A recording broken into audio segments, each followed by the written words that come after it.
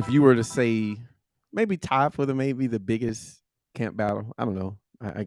But cornerback is a big one, obviously, and I think they want competition there. I think they're gonna, from the looks of it, you don't draft a guy in the second round and just say he's a, he's a backup, right? So that's a premium pick. So they drafted Alontae Taylor in the second round, and they drafted Paulson Adebo last year in the third round, who, he could improve, right? It's his second year, and he has a lot of experience, and he's had a chance to figure out what works and what doesn't work in the NFL. And DA even spoke a little, glowingly about him a few days, highly of him, about his growth. So, just what do you think of that battle? And obviously it's too early to tell, but just kind of what do you think of the battle that those two guys are going to have during camp?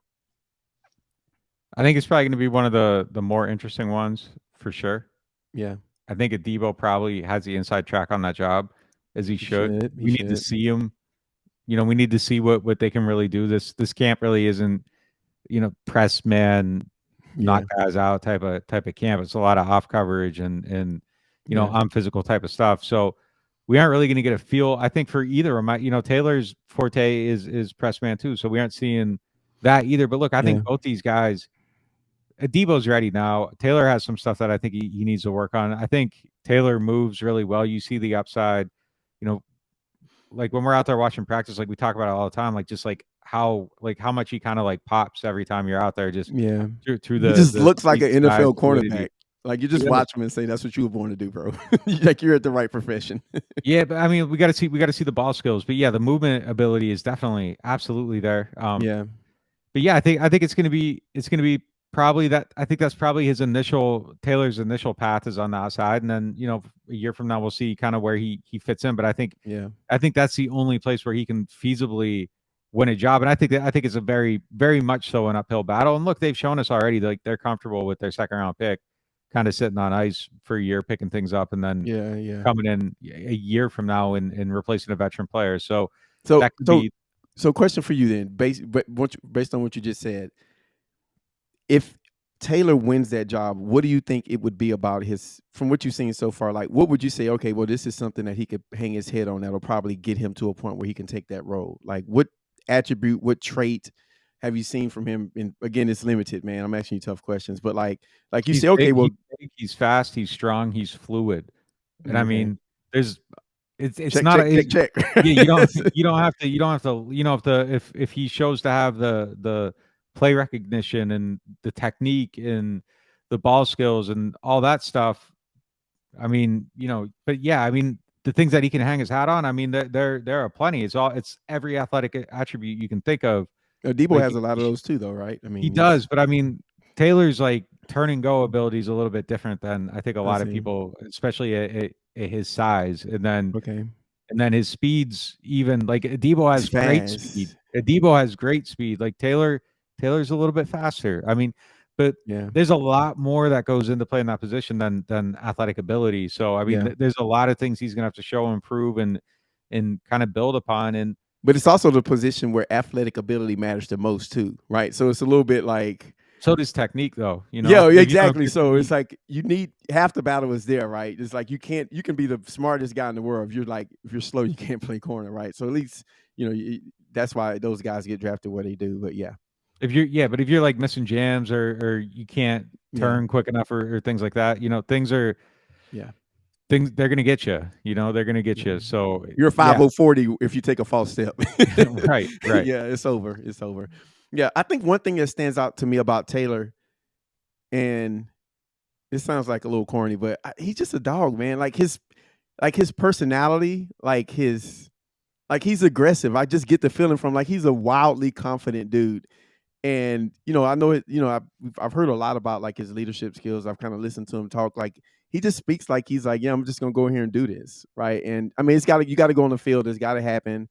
But they spoke extensively about his leadership skills and how he's he was one of the like I said, leaders of the team. He's a fast learner. He spoke like, oh yeah, the playbook, I got that. Don't worry, etc. So I'm not saying this. Taylor?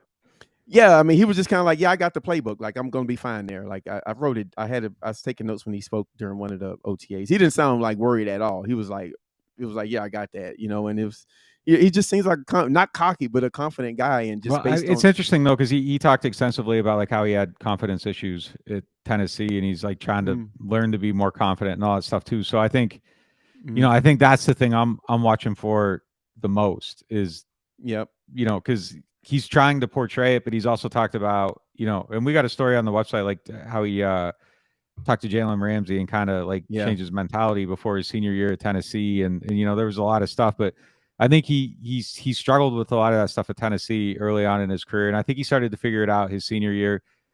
So now at the next step, the question like, can you keep doing that, and can you keep it going, and can you Yeah. not get in your head when things go bad, and can you keep that same mindset?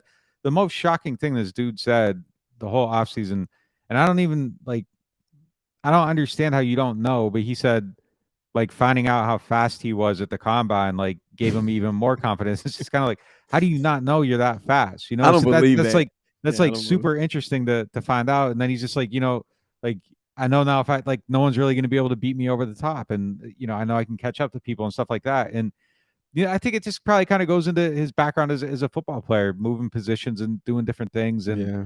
and just kind of learning on the fly at Division 1 in the SEC. By the way, like there's probably a lot that goes into that, and it's kind of just a reminder that he is kind of still developmental, and he's just scratching the surface of that ability.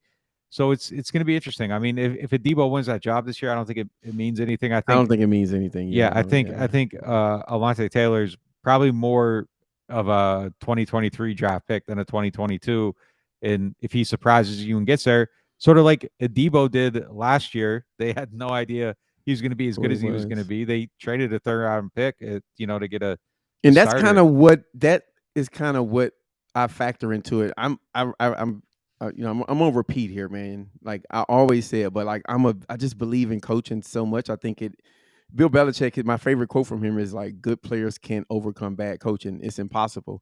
And they got something in the secondary. Like guys get to the secondary of New Orleans and they get better, right? They get Eli Apple got better. Janoris Jenkins had a good year. Ken Crawley had a good year.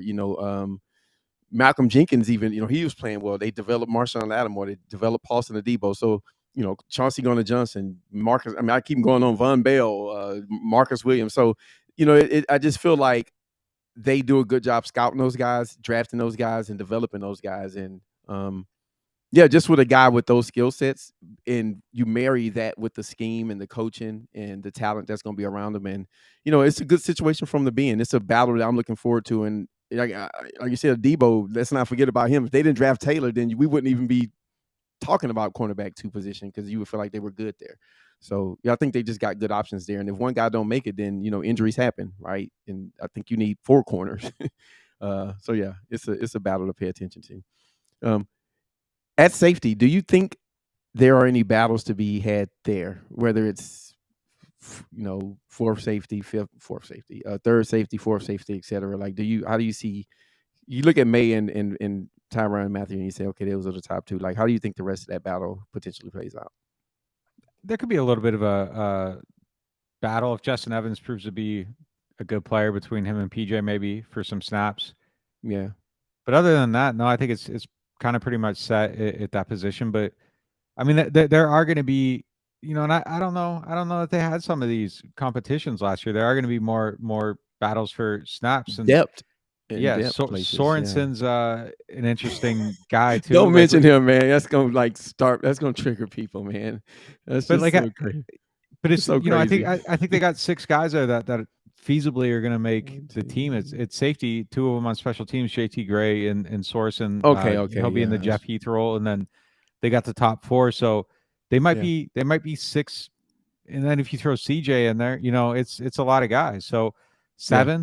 7 safeties. Although I kind of got CJ as a CJ is a cornerback at this cornerback. I point. think Yeah, he called himself a slot cornerback. I think Sean called him a slot cornerback. He plays slot cornerback. I'm gonna call him a slot, but yeah. It's you sort of never know. like people kept calling like Junior a linebacker, and he like definitely wasn't a Yeah, linebacker at a certain point. yeah. So yeah, so that's Linebacker. Yeah, yeah. I mean, you gotta. He wore a belt. He's definitely a linebacker.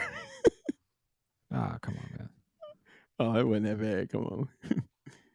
Glen's crazy, man. That But guy. yeah, I mean, I think they got good depth there, and Yeah, it's gonna be interesting to see how it shakes out. It could definitely be 6, 7 deep, on the roster, depending on how you count them, and I think it will be. I mean, if Justin Evans keeps up and keeps moving well, stays healthy through camp, I mean, I think he's probably gonna make the team. So Mhm. it's gonna be, yeah. I mean, the distribution of roster spots is, I think it's gonna be it's gonna be fascinating because there's a lot of Yeah. guys at a handful of spots that I think should make the team. Yeah, we were just talking about they may have to go deep at wide receiver. They may have to do the same. They have to do the same thing at safety, and moving on. At some point, you got 53 roster spots, and you got to figure out how that thing's going to shake out. So, what about left tackle? How do you see? Last time you said best man is going to win that job, but ideally we know what they want to happen there. That's Yeah, probably an but easy one though. yeah, same thing. Best man is gonna win the job. I think that if you had to make the bet today, I think that is probably. I wouldn't be surprised if Hurst is penciled in ahead, and Penning kind of has to overcome him. I think they're comfortable having Hurst at that spot. I think obviously, ideally, you want Penning to win it. There's a long runway.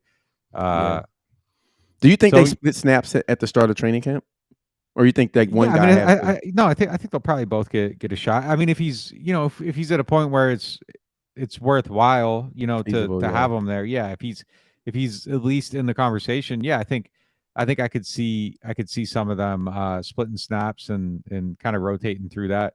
But yeah, I think they're definitely comfortable starting James Hurst if they They have they to. they've done it in the past, right? Yeah, they aren't gonna force Yeah. anything, to kind of appease people and keep a conversation a certain way, and that's one of the luxuries, and I think we've said this before. I think that's one of the luxuries of just having a very stable organization Yeah. where nobody's looking at the GM and like, is he earning his keep? Nobody's, breathing down anybody's Yeah. neck. There's trust in how things work top to bottom, and there's David that. Pepper's not over Matt Rule's shoulder Yeah, wondering how he's gonna. Yeah. Yeah. no one's working to save a job or anything like that. Like, everybody's very comfortable and confident in where they're at, and that allows them to do things like that, where you can draft somebody in the first round, in the first half of the first round, and they might not necessarily be ready to play week 1. It might be week 8. It might be 2023.